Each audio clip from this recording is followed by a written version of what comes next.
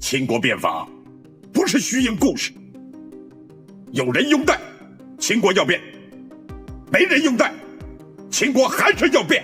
今拜未央为左庶长，总领国政，推行变革。此乃先祖穆公正国金鉴，号令所指，威震杀无赦。这是一场历史上最成功的变法，使落后的秦国一跃成为战国后期最富强的国家，改变后世2000多年的社会格局。一口气看完商鞅变法全过程。商鞅本名叫卫鞅，是魏国公族之后正宗的姬姓后人。战国时代的魏国已经沦为毫无存在感的卑微小国。少年时期对刑名之学情有独钟的商鞅，在魏国无法施展其才华与理想，于是决定投奔魏国，投奔到了相国公叔痤门下。魏国是战国时代首个实施变革的国家，也是率先崛起成为战国七雄的第一霸主。在魏国主持变法的是李悝，是法家思想的创始人，其核心思想就是以法治天下，不分亲疏贵贱，一律依法处理。商鞅完全继承了李悝法家的思想，公叔痤将他引荐给魏惠王，希望重振魏国昔日的雄风。然而魏惠王未能看到商鞅的价值，公叔痤劝谏魏惠王，如果大王不用商鞅，务必把他杀掉，此人才华横溢，将来必是魏国的心腹大患。当然，魏惠王并没把商鞅这毛头小子放在心上。恰好此时，西部的秦国颁布一条求贤令，广纳天下贤才。商鞅怀揣着一身抱负前往秦国。秦国当时主政人是秦孝公，被视为一代明君。自从秦穆公去世后，到秦孝公上台之前，秦国一直受到中原诸侯的压制，尤其是与其接壤的魏国。魏国在李悝变法后，引进了军事奇才吴起，创建了战国时期著名的特种部队魏武卒，并与秦国展开了激烈的战争，夺取了原属于秦国的5座城市。因此，秦孝公上台后，一直致力于恢复秦穆公时期的辉煌霸业。商鞅到秦国后，通过秦孝公身边的宠臣景监得到引荐秦孝公的机会，但商鞅当年的应聘并非一帆风顺，前后经过了4次应聘。初次会面时，商鞅滔滔不绝地谈论尧舜禹3代的地道，但秦孝公对此毫无兴趣。商鞅告辞离去后，秦孝公还责怪景监：“你给我推荐这种人干嘛？空谈理论，浪费我的时间。”在景监的斡旋下，秦孝公又给了商鞅一次机会。第2次相遇时，商鞅谈及夏商周3代的王道，可秦孝公仍对此不感兴趣，事后还责备景监。商鞅对景监说：“再给我一次机会，我保证成功。”第3次见面，商鞅转而谈论春秋时期齐桓公、晋文公的霸道，这次终于引起了秦孝公的兴趣，二人畅谈良久。为了顺利推进变法，秦孝公特地组织了一场讨论会，邀请了秦国的权贵和朝中的大臣们参与。第4次见面，朝中大臣立即提出反对，大臣们认为古法很好，这么多年圣人也好，百姓也罢，都习惯这套方式，无需做出改变。但商鞅早知道变法推行必受阻力，辩解聪明的人都是游戏的制定者，只有愚笨的人才会被条条框框所束缚。经过一番激烈的辩论，最终秦孝公一锤定音，任命商鞅为左庶长，全面主持秦国变法改革大业。首先，商鞅的第一板斧砍向了人口管理。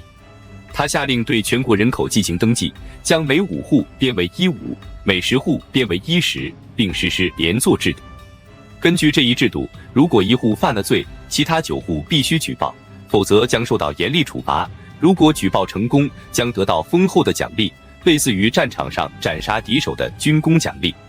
若隐藏罪犯，则将受到与罪犯相同的惩罚，相当于在战场上投敌行为。人口统计只是基础工作，其目的是为了增加国家的税收。在春秋战国时期，国家征税是以户为单位的，无论一个家庭有多少口人，征税标准都是一样的。为了增加国家税收，商鞅实施了第2项规定：如果一个家庭有2个儿子，长大后必须分家，老人只能跟随其中1个儿子，若不愿意分家，就必须交双倍的税，即2个儿子翻倍交税，3个儿子则翻3倍。尽管人口统计清晰，户数增加，但这并不意味着一定能增加收入，因为古代征税都是实物征收，简单来说就是要上交粮食。因此，商鞅再次推出新的政策，废除井田制。商周时期实行的井田制，按照井字形状把田地分成9块，周围8块是私田，由这8户人家分别来耕种，而中间的这块公田则共同耕种。井田制的毛病在于它每一户农民只能耕种1块土地，但随着铁器的普及，生产力提升，土地显然是不够的。商鞅废除井田，把1亩地从100步改成250步，比过去增加了5倍。对于那些勤劳耕种、生产出大量粮食和丝绸的人，可以解除奴隶身份，晋升为自由平民；而那些投机取巧、做非法交易的人，则将被剥夺家庭财产，甚至妻子也会被没收。这就是我们熟悉的重农抑商。商鞅深知粮食是国家的根基，只有有足够的粮食，百姓才能饱食，国家有了财政支撑，才有充足的资本与其他6国争霸。解决了人口、户籍、粮食和税收问题，商鞅的第2板斧就砍向了官僚制度。从周朝开始实行的是卿士禄制，他们的官职、爵位以及领地都可以世代相传。但是这个制度有2大弊端：一个政权不能不断补充一些精英和优秀分子，没有新鲜血液涌入的政权本身就是一个毛病；另外一个是卿士禄的贵族们把分得的领地经营好，将会越来越强大。当强大到一定程度的时候，就可以威胁到皇权。为了打破社会阶层的壁垒，商鞅实施了20级军功爵位制度。士兵们每斩获一个敌人的首级，就可以赏爵1级，并得到相应的土地、宅邸，还有一个佣人为他服役。在秦国，军功是唯一的荣耀，即便你是宗室贵族，没有军功，啥也不是。这种入仕为官的思想影响了中国2000年。在封建王朝时代，无数读书人都要通过科举进入仕途，是唯一改变命运、跨越阶层的机会。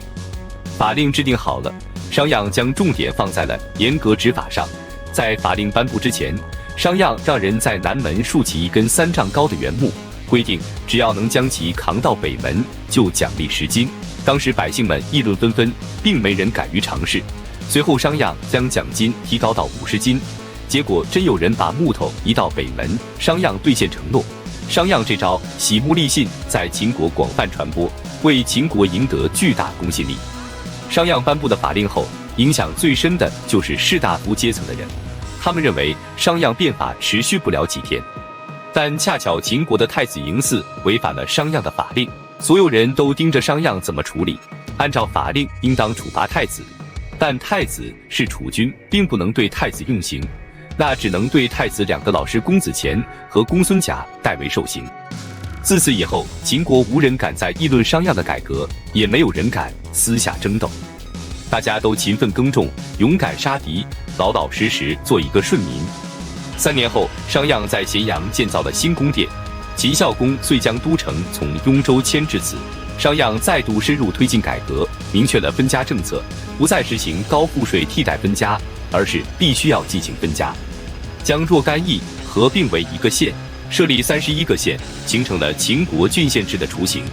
商鞅变法实施5年来，军功军爵制的推行，使秦国士兵在战场上迅速成为一支虎狼之师，就连周天子祭祀都要赐肉给秦国，变相承认其霸主地位。公元前340年，商鞅趁着魏国气势低落，率3万新军渡过黄河，兵临魏国的故都安邑。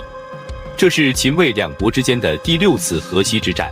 魏国派公子郢迎战，两军对峙，商鞅不急于出兵，而是写信给公子郢：“郢兄，我们久相识，今各为其主，何不相聚一饮，共商和平之道？”公子郢实际上不善战，魏国力量不济，听闻商鞅遇和，欣然前往。夜里2人共饮，意气相投，不料商鞅突然变脸，擒拿了公子郢，然后大胜魏军。魏惠王被迫割让河西600里土地给秦国，迁都至大梁。河西原本属于秦国，被吴起夺走，商鞅再夺回，扫除秦国耻辱。秦孝公非常开心，将15座城池封给了商鞅，被后世尊称商君。大良造未央，是不世功勋，永载秦国史册。今朝当年至求贤令书信，特封商地15邑为未央领地，爵号商君。功成名就的商鞅有点居功自傲，坦然接受秦王的封地，把自身推向全国百姓的对立面，还与贵族阶级争权夺利。对于秦国而言，商鞅的变法是成功的，但对于秦国人民而言，无论是贵族还是百姓，商鞅却是罪恶的源头。公元前338年，秦孝公去世，太子嬴驷继位，就贵族阶层立马展开了反攻。曾经备受异刑的太子傅公子虔向秦文王举报商鞅谋反，被污蔑的商鞅遭到通缉。商鞅连夜出逃，走到边关时，守关的士兵见到商鞅以后，并不认识他。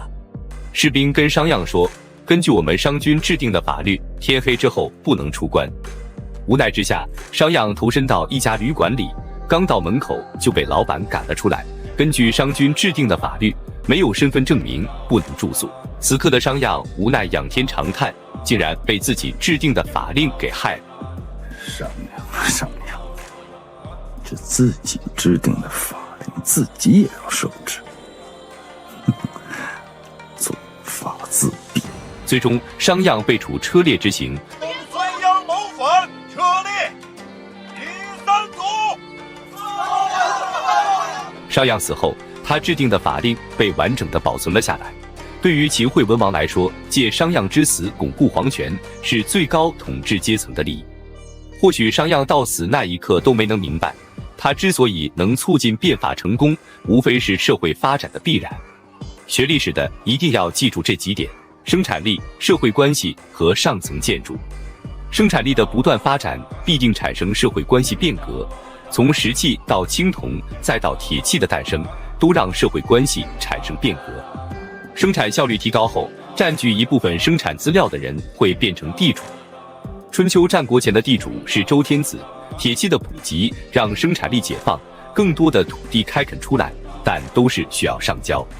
社会发展到这个地步，总要有一个人出现，打破士绅贵族阶层，来维护地主阶级的利益。其实，商鞅变法就是一把铁锹引起的社会变革，而商鞅只是这场变革的代言人。